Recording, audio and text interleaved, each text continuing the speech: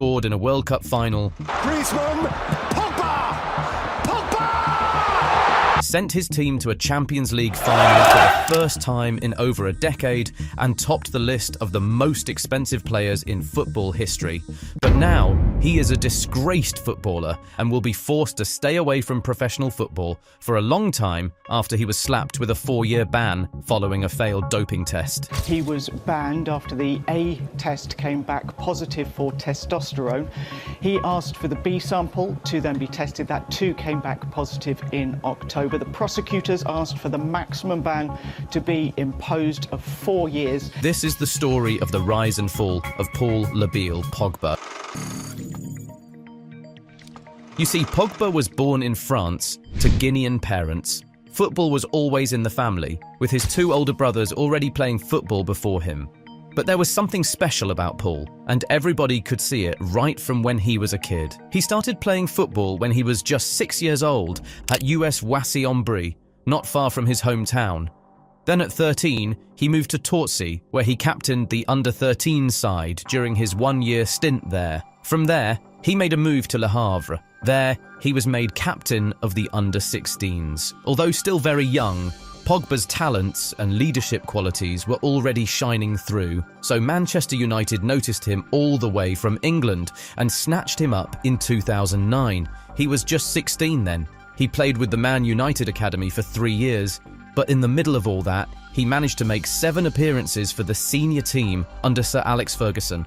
But now 19, Pogba was no longer satisfied with crumbs. He wanted to be playing in the big leagues and could no longer wait for as long as Fergie wanted him to, so he made his decision not to renew his contract with Man United and signed with Juventus instead.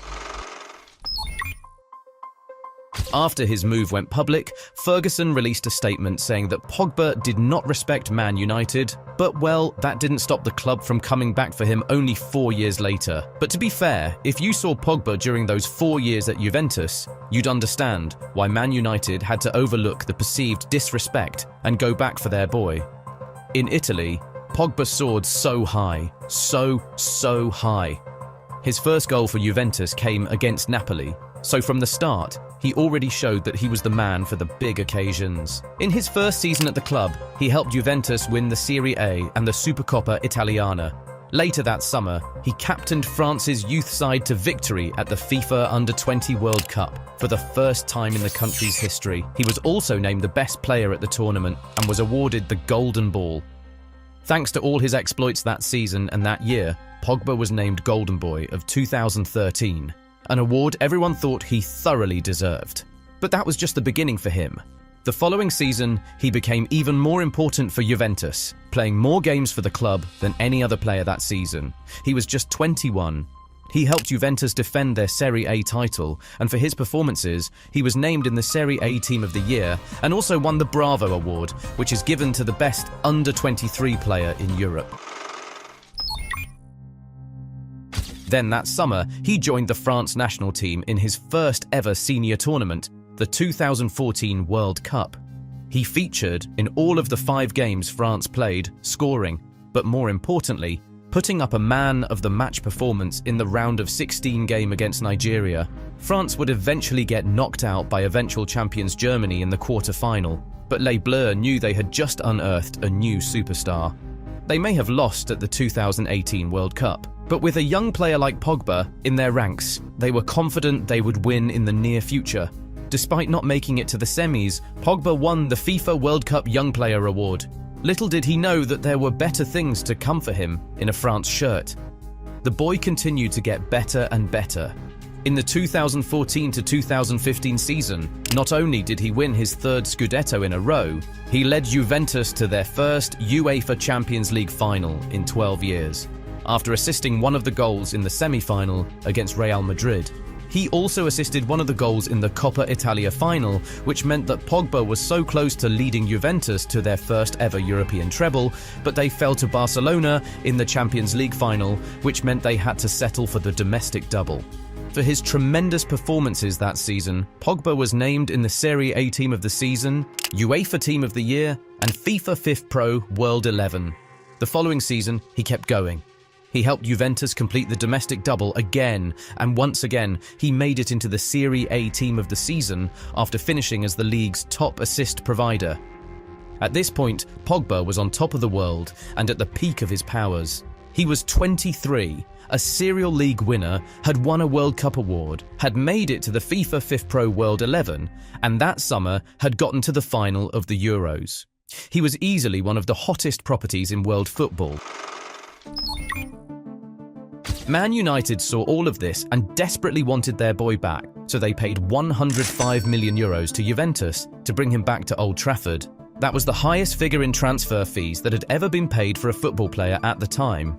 Simply put, in 2016, Paul Pogba was the most expensive player in football history. Well, one could argue that that was where the downfall of the Frenchman began. The English media was extra critical of him because of his price tag, and that put a lot of pressure on him. They would analyze and dissect his lifestyle, his haircuts, his holiday destinations, his dance moves, his goal celebrations, everything. But regardless of all that negativity, his first season was great. He helped United reach the EFL Cup final with his goal in the semi-final of the competition, and they ended up winning the trophy, his first major accolade as a Man United player. That same season, he helped United reach the Europa League final and scored in that game against Ajax to help the club win their first European trophy in 9 years and their last till date. But the following season, the midfielder fell out with Jose Mourinho and things began to go downhill from here. And his injuries didn't help him at all. He still had flashes of brilliance here and there in a Man United shirt, like his brace in the Manchester derby, which inspired an unbelievable comeback, 4 assists in 1 Premier League game, which had never been done by a Man United player before, and his PFA Team of the Year inclusion in the 2018 to 2019 season. But many Man United fans and much of the English media were not very satisfied, especially because of his price tag and the fact that United were still not where everyone thought they'd be at that stage. But somewhere in between his underwhelming 4 years in Manchester, Pogba still managed to enjoy some groundbreaking success with France.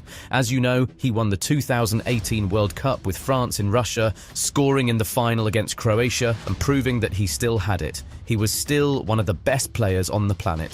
Thanks to his performances at that tournament, Pogba was bestowed with the National Order of the Legion of Honor, the highest order of merit in France. He was really on top of the world. But sadly, the man would soon come crashing down. While his Man United career continued to be a tale of ups and downs, he looked forward to Euro 2020 to give him some joy. But despite his golazo in the round of 16 against Switzerland, France were sent packing rather early by the Swiss. Anyway, the torture he endured at Man United was close to being over. His contract was expiring in the summer of 2022, and he did not plan to renew. He was ready to leave England for good. Now, being an ultra-talented 29-year-old World Cup-winning free agent, Pogba was faced with a very big question. Where next? There were reports about different clubs around Europe being interested in the star, but it was really down to 2 options for him. Either a return to Turin to have a second stint at Juventus, or a fairy tale homecoming where he finishes his career in Paris. Well, we know the choice he made, and perhaps that turned out to not be the best one.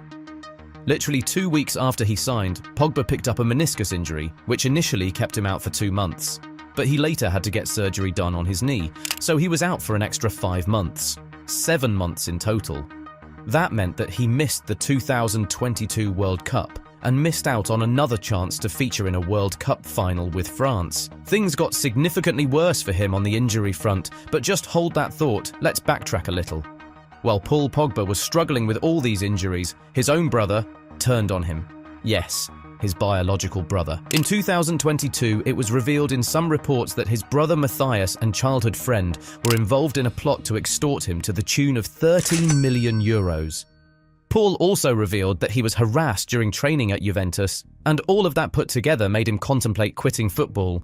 And later, we saw Matthias make videos accusing his younger brother Paul of consulting witch doctors to try and manipulate his international teammates. He particularly made mention of Kylian Mbappe, and alleged that Pogba tried to use voodoo to injure Mbappe so he could be the star of the France national team once again. Matthias called his brother a traitor and a hypocrite, and he accused the football star of trying to shut him up and send him to prison. There was just a lot of drama surrounding that, and it surely didn't help Pogba and his mental health at all. Remember, he still had injuries to contend with. The long-term injury which kept him out of the World Cup kept him sidelined beyond the tournament, so that meant that he made his first appearance for Juventus since his 2022 return on the last day of February 2023. Guess what? In March, he picked up another injury and was sidelined for 3 weeks. Then in May, he started his first game since his return to Juventus, and you won't believe it, he got subbed off just 23 minutes in because of a muscle injury. That injury ruled him out for the rest of the season. What that meant was that Pogba played a total of 161 minutes in his first season back at Juventus. That's not even up to 2 full games of football. It was a disaster. It already felt like injuries had wrecked him and his career, but the midfielder was determined to make a comeback the following season. He did try to make that comeback, but he ended up playing just 2 games, precisely a total of 52 minutes, before he had muscle fatigue, which kept him out for a few weeks.